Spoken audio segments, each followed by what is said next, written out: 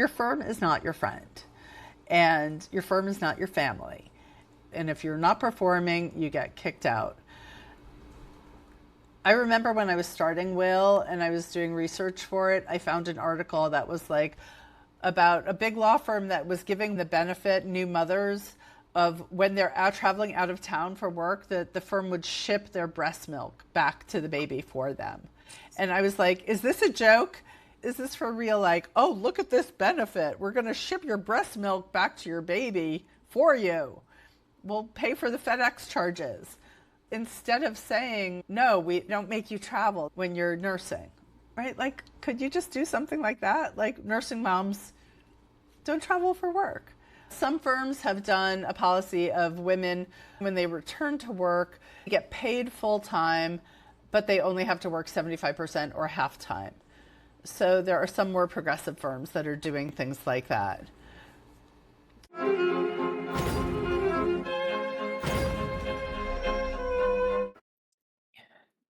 Hello, welcome back. This is Andreea Parc. And Alexa Dumitru. And this is a live again podcast where attorneys and other professionals meet to discuss real life challenges and how our decisions shaped our journeys. Our guest today is the lovely Elena Deutsch. She has been a leadership and career coach for 20 years. And after working with many unhappy women attorneys, she founded WILL, which stands for Women Interested in Living Law. She helps clients have clarity on what else they could do in law or out. She has been featured in Above the Law, The American Lawyer, Bloomberg Law Business, and the Wall Street Journal, and she had presentations and workshops with various bars all over the US. Welcome. Thank you so much for being with us today. It's such a pleasure to have you. Thank you, Andrea and Alexa. Happy to be here. I've been following you online on LinkedIn, and you have your own podcast and you have really good and informational posts that I wanted to have you as a guest. And online on LinkedIn, you describe yourself as a career and business clairvoyance coach. Yeah. And I was really intrigued by that because it's a beautiful title, beautiful name, and unusual. I wanted to ask you, what does that mean? Thanks so much for asking that. Over the years, I studied coaching at NYU and I took a career coaching course, and that gave me the foundational pieces to start really as a career coach. Immediately after that, I started attracting lawyers to me. So that's over 17 or so years ago. Since then, I've coached lawyers. I've spent thousands of hours coaching lawyers. I have spoken to hundreds and hundreds of women lawyers in a lot of pain. And I've also been in a lot of entrepreneurial circles since starting my own entrepreneurial journey. I was in a business partnership prior to starting WILL, and the idea for WILL really came to me. And I started that in 2017.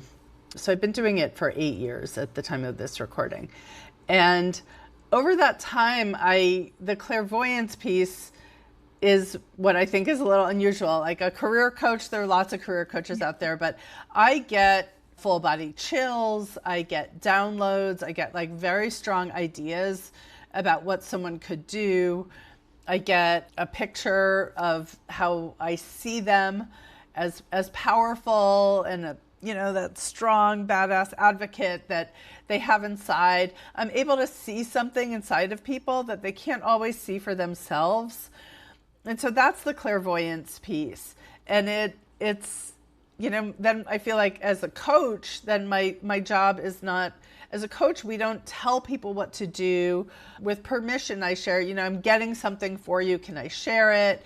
Or when you say something and I get full body chills, that means you're on the right path.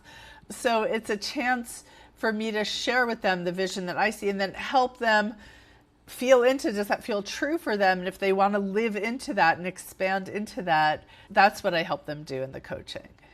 Wow, that's amazing. But a lot of people, especially with lawyers, just kind of fall into their career path. Yes. And we've had a lot of guests that just they said, oh, they didn't want to be a lawyer, but they just kind of fell into it because of their parents or whatever it may have been, or just because it was the easiest, believe it or not. And it's really nice to see that some people are open to hearing something different and following what they actually want to do. Yeah. I mean, I think the name of my business of Will, Women Interested in Leaving Law, it attracts the person who that speaks to, right? So there are many women lawyers, like you're saying, who fell into it because their parents wanted them to be a lawyer, or they didn't know what else they wanted to do, or they loved Legally Blonde and they wanted to be like Elle Woods, or they, just like they want to help people. They wanted to do something meaningful and impactful, and they were the smart girls who got the straight A's and are great students, and they love to learn. And law school made sense for them at that time. But the practice of law, often in big law firms, is very different. The reality of being in a patriarchal, hierarchical, 6-minute billable hours, not feeling like your time is your own, actually being bored by the work at some point, like it's often very boring for these smart people who love to learn. So, yes, people often fall into it for either good or not very well thought out reasons. And then they get to a point in their life in the career where, is this all there is? There's got to be more. I don't want to keep doing this, and I don't know how to get out. Right? So Will, I feel like, again, calls those people forward who are like, yes, I want to figure out what else I can do, either in law or out. Many of my clients, I would say over half, stay in the practice of law, at least for their next thing as they're still figuring out their path. There's a woman who I just saw yesterday on one of my group calls, and she went from big law to in-house, and then in-house she started taking coaching classes, and she's now getting ready to transition to full-time coaching. But it's taking her some time. And when she first hit upon the idea of coaching in Will, we helped her kind of clarify that idea for her. She was like, oh no, hell no, I can't make any money. She was really resistant to it. So sometimes we help people germinate what's really in their soul and clear away the concrete layer that's on top of the shoulds and the prestige and the money fears, so that what's really in their heart can grow. Yeah. Your turn. My turn. Yes, the question. So I wasn't going to go to that question yet. I was going to ask you, for the viewers who don't know, how did you get into the law adjacent field? Yeah, that's a great question. I'm not a lawyer myself, and my father was a lawyer. And when I was a little kid, I wanted to be a lawyer like him. I would go to court with my dad, and I would go into his office and help him file in his like rusty old filing cabinets with his yellow legal pads, and I loved it. And we would play mock trial around the dinner table with my brother and mom, and we play defense attorney, prosecutor, judge, and jury. We would take turns, and my dad would bring either some of his real cases or, scenarios. And then when I was 14, one day my dad didn't come home that night. And the next day, when I came home from school, he was already home, and he was in his pajamas, and he was laying in bed, and he didn't want to come down for dinner. And I learned shortly thereafter that he had been arrested for trying to embezzle money from a client. And I got very fortunate that he didn't go to prison, and that he, was disbarred. And that really altered, of course, his whole career in life. He was never really the same again professionally, and he lost his health a few years later and was never really the same. And for me, when I was graduating college and people were like, oh, are you going to go to law school? I just felt like, no, thank you, not for me. And it felt too unsafe for me. I think in some way, on a soul level, my dad doing that and diverting me from law, one synchronicity after another led me to be in my previous business. I was coaching lawyers at some of the world's biggest firms. And ever since when I started career coaching, I started just attracting lawyers to me. And the idea for Will came to me the year of my 50th birthday. And it was like, here you go. this is what's next for you. And I love helping women lawyers remember who they really are. You know, that powerful advocate, that the kid who was fighting for justice and standing up for the kid who was getting bullied, you know, the smart, hardworking person who believes in helping others. And I think that's really me too. And so I think that's where there's a synergy between me and the women I serve. So I get goosebumps because that's almost exactly what happened to me. Yeah. But it was my mom, and I grew up going to court with her, and my dad was also an interpreter in court. So I was kind of between both of them. I was kind of always in the office or in the court, or sort of I was always next to them. And for me, seeing all of that just made me go, I don't want this. From the beginning, since I was a little girl, whenever people would ask me what you want to be, I said, not a lawyer. Wow. Whatever it is, not a lawyer. And I had, my mom went in when I was 15. Yeah. So it was almost literally exactly the same. Yeah. Yeah. And it was your mom. And to have your mom go to prison is really, really, really hard. Yeah. Yeah. And how did you guys come to do this podcast together? If you could give me the synopsis, I would love that. Oh, of course. So we started coming up in 2 weeks. We have the 1 year anniversary. Congratulations. Thanks. So I came to the US August 5th, 28 years ago. Wow. I was released from prison August 5th, 2021. And Wow. we started this podcast August 5th, 2024. Wow. So it's a new beginning. And we wanted to do it together because we went through hell together, so to speak. And we wanted to talk to attorneys and to their children. Yeah. Because a lot of people are talking about themselves and the challenges that they went through, but very few people talk about what their children went through.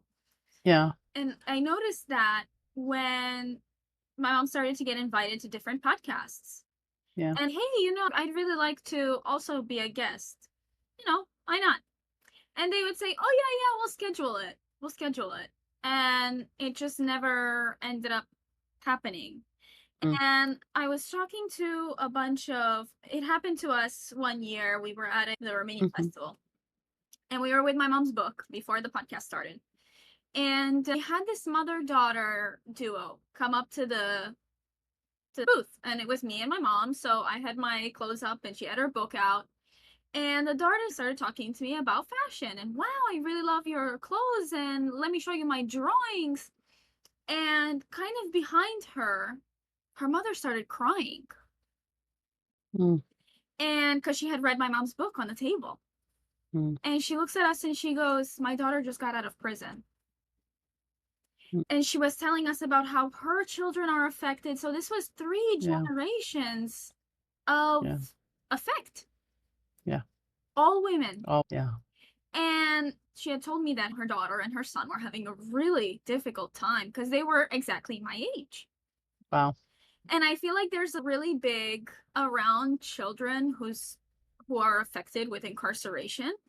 Yes. Because they don't want to speak about it. They're judged. They're afraid of whatever that comes with, and which is totally understandable. Yeah.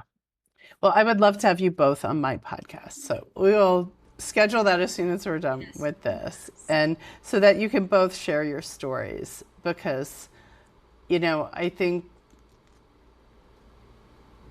you certainly have been through something extraordinary, and it's important for people to hear that, to break the shame, right? Like Brene Brown says, the shame can't live in the silence. So it's beautiful for you to speak out. And I am sure you're helping, even if they don't call you, even if they never reach out just knowing your story helps them. Yeah. And I think, you know, like on LinkedIn, I think there are a lot of people who, you know, Andreea, who probably follow you also and have never said anything or reached out. And, you know, you were following me and then we finally connected. And, there's a lot of fear. There's a lot of fear in the law, and there's a lot of fear that women carry, whether they're incarcerated or something happens or they're fired or one of my clients is right now is facing disbarment because she went along with what the guy above her told her to do. And there's so much conditioning in the law of like, just be the good girl, just don't cause waves, don't be a bitch, don't be too loud, don't take up too much space. What you're told. Do what you're told. Do what you're told. Do what you're told, which I think makes it very challenging on a whole continuum, right? Of whether it's, no, I don't want to do what I'm told because I want to put my daughter to bed, or want to go to my kid's game. I want to show up for the recital. I want to take a vacation with my family without working, all the way to doing things that you have ethical agita about or transgress a line that you can get into extreme trouble with. Yeah. That's why I didn't want big law, and I've always had my own practice. But on the other side, you have the solo practitioners' challenges, which are very real and big. Right. And that was my dad too. He had a small shop. Yep. And what I want to mention, and this is very important for women attorneys, and that's the reason why I'm having this podcast, and I want to be so vocal that I don't want to put limits on how much I want to say, because when I got to Danbury, to the camp, out of 180 professionals, women, 12 were attorneys. Wow. That's a huge percentage. The percentage is staggering. Wow. And because, first of all, attorneys are held to a higher standard. Yeah. And second of all, women. As we need to stay on the straight line and not cause any problems. And see, there is serious issues there. Yeah. 1,000%. And it's right when you're told, do what you're told and be the good girl and fall in line, and we have all this people pleasing conditioning. It can be very challenging to say no, to put up the boundaries, to believe in yourself. There's something I learned. So I have a master's in public health, and there's this thing I learned in grad school called learned helplessness, right? Where like over time, and it happens in a domestic violence situation up through law firms. And I recently interviewed someone for the podcast she was sleeping 3 hours a day. So how can you function? How can you be strong? How can you say no? And she was doing things she did not like at the firm as well. Yeah. And I want to say, because this leads into the question that I have for you, but I want to say that I'm so glad that since I was young, I was taught, do what you want. Do not set your boundaries. This is what I want. This is what I don't want. Yeah. And I also always say, ironically, that this situation happened at the perfect time in my life, because I didn't get to learn some of those beliefs and behaviors that a lot of adults now have to unlearn and rewire. I already had them wired from factory settings. So it was like the perfect time for me. So that leaves my question for you. At 14 years old, how did that affect you? Oh, what a good question. First of all, I just love what you shared and how you have taken, like your mom said, the hellacious situation, and you really have mined it for the silver linings and how it shaped your life. So thank you for that. As a 14-year-old, it sent me into shame. It sent me into withdrawal from my friends. It sent me into walking around school like, who knows, who's heard, it was in the local paper, are people talking about me? My parents' marriage failed after that. And so it really altered my life. I do believe now also it was a blessing in disguise not to follow this like just go to law school, prove, path of just do the thing that's expected of you.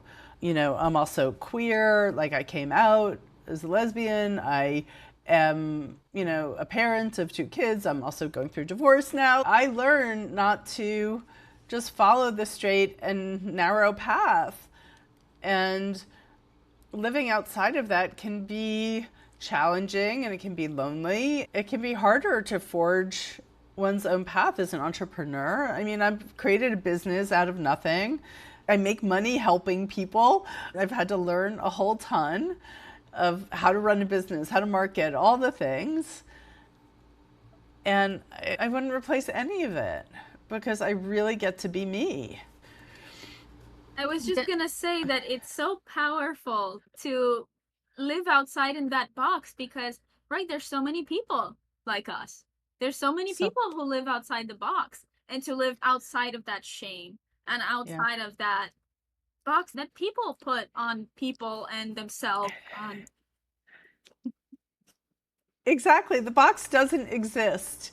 And yet it does. And yet it does, right? Yeah. Because it exists if we believe that it exists. Right. And one of the images that came to me one day, through my will work was just seeing that all these women lawyers are in a cage and have the ability to reach around and turn. The key is in the lock, right? The key is in the lock. They can hold it.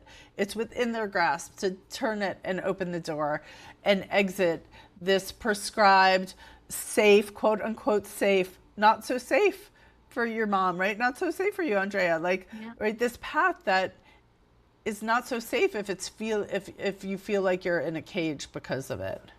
Yeah, Absolutely. And my next question is, you're helping so many women to discover freedom and fulfillment and a new life outside that box.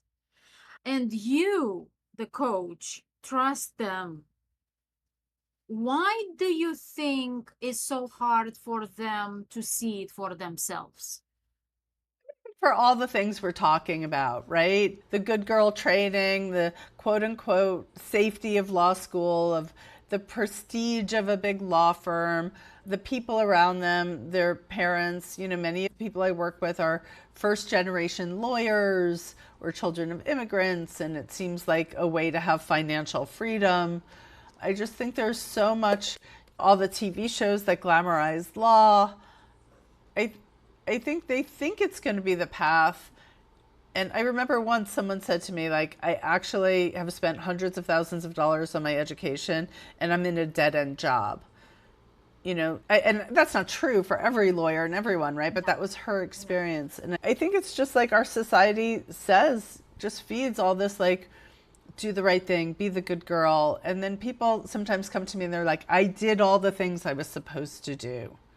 I got the good grades. I went to the good school. I went to the prestigious firm, and I feel empty inside. Yeah. I know for me, it was that image that I created for myself of what a successful woman attorney should look like. Yeah. And all the decisions that I've made were based on that, or mirrored out of that image that I had about myself. Until I had to go to prison so I can realize that image, like the box, it doesn't exist. It was created by my mind. You were able to go and twist the key. Yeah. Right. It's not just created by your mind, right? And I think this is where people blame themselves for what happens to them, whether it's burnout or some kind of quote unquote failure in their career. I don't really think the failure exists. I think that's another construct. But I think that, society creates it, the firms create it. So like I work with a lot of women who have burnout, and then they have to take a medical leave and they feel shame about that, or like, I shouldn't have to do this. I'm not really quote unquote sick, but they can't either get out of bed, or they're crying for hours, or, they're just totally apathetic, and they know that they shouldn't be apathetic when they're someone's lawyer. So the environment creates that too. you didn't wake up and just create the image of an ideal lawyer. You got that from our culture. You got that from the culture and the environment. Yeah. I think there's an extra layer where women blame themselves and shame themselves for not being happier, or when they're suffering in whatever way they are and feel like they shouldn't be, because this is what society said was the path to success and freedom. Yeah. And talking about the society that conditions us, Yeah. what do you think that the big law firms or the society can do to help women attorneys?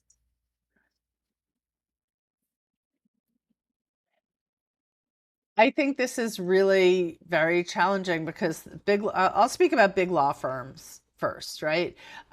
Big law firms, the way many of them and most of them are still structured, there is a disincentive to help women lawyers, and not just the women, but the men too. I mean, everyone in the firms. Law firms are not your friend, right? Your firm is not your friend, and your firm is not your family. And if you're not performing, you get kicked out. I remember when I was starting Will and I was doing research for it, I found an article that was like about a big law firm that was giving women the benefit, new mothers, of when they're out traveling out of town for work, that the firm would ship their breast milk back to the baby for them. And I was like, is this a joke? Is this an article from The Onion? Is this for real? Like, oh, look at this benefit. We're going to ship your breast milk back to your baby for you. We'll pay for the FedEx charges, right? And it's, instead of saying, no, we don't make you travel. This is pre-COVID, right? We don't make you travel when you're nursing, right? Like, could you just do something like that? Like, nursing moms don't travel for work.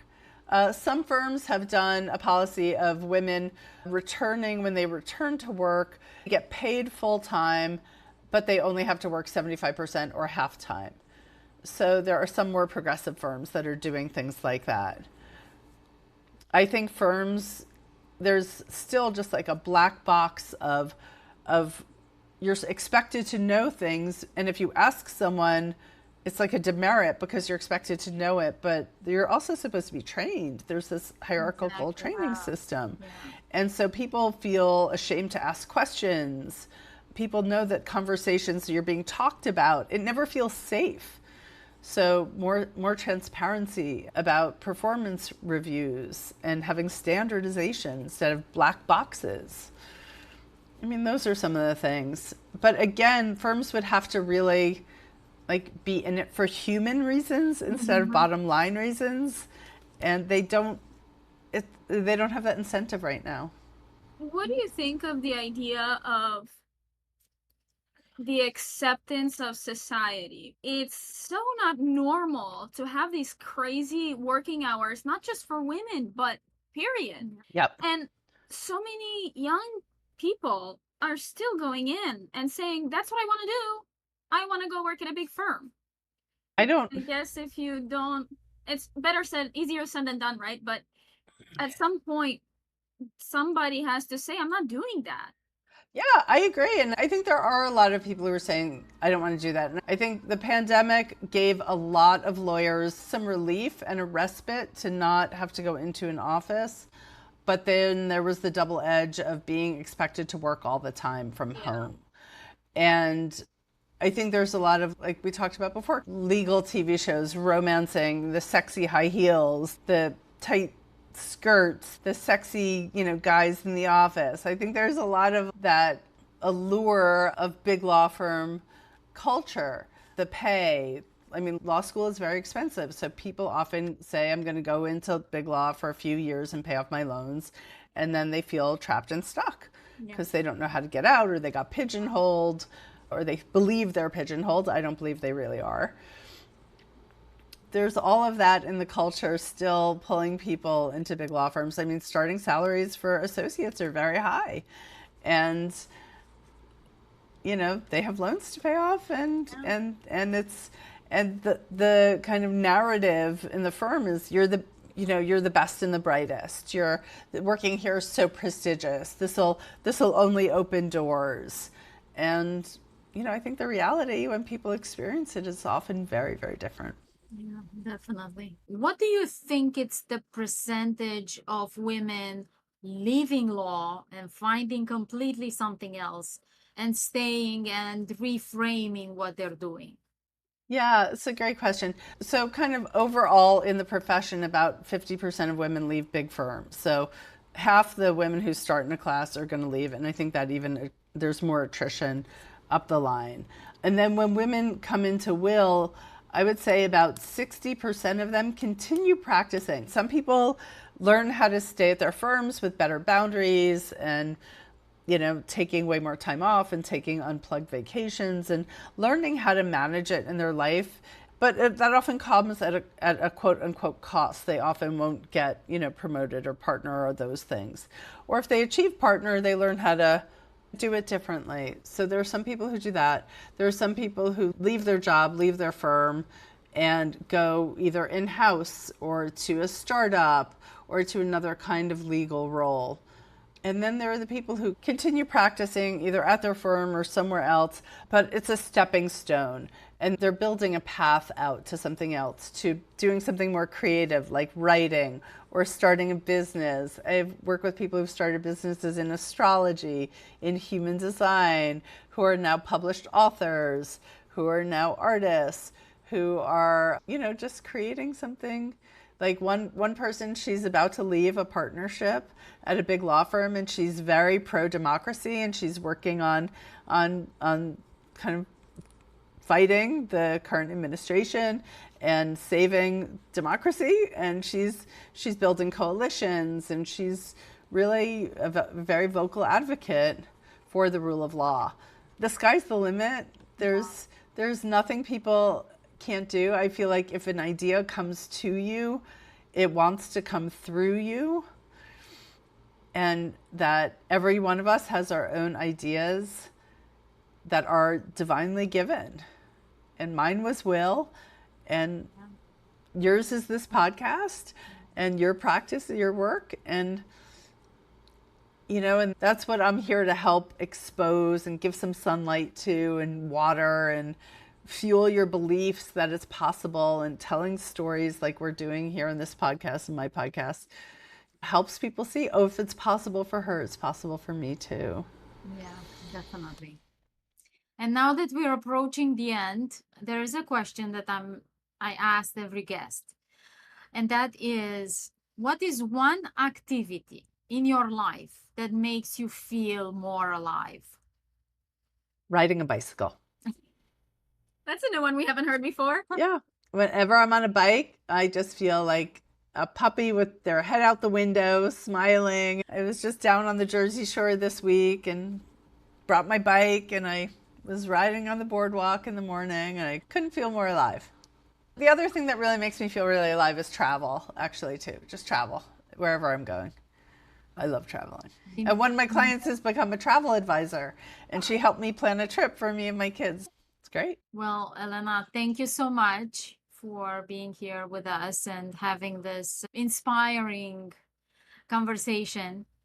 And I can't wait to be a guest on your podcast. Well, as soon as we're done here, we're going to look at the calendar. Thank you so much for having me and giving me a chance to pull back the curtain and under the hood of why I'm doing it. I believe we each have something that we're here to bring the world, and whether it's fashion or podcasts or coaching or whatever it is, it doesn't mean that everyone has to start a business.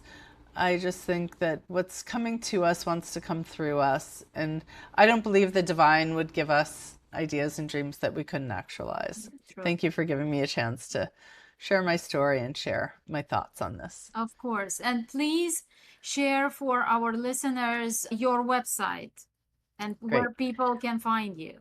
I will also link it in the description of the episode, but I want you to mention it. Yeah. So, I speak from the experience, and I work from the experience of spending thousands of hours coaching women lawyers. And so the women lawyers who hire me at will, and I'll share the website in one sec, are the ones who are ready to invest in themselves, who are ready to create freedom and fulfillment and flexibility, and to be in a place where we fuel their belief that they can do it. And so that website is www.womeninterestedinleavinglaw, all one word. It's a long one, but you're smart and you can spell it out. womeninterestedinleavinglaw.com. We will also link it in the description. Thank you, both of you. Thank you. Our listeners, thank you for listening. And for more conversations and more guests, please follow us and subscribe. Thank you. We'll see you next week.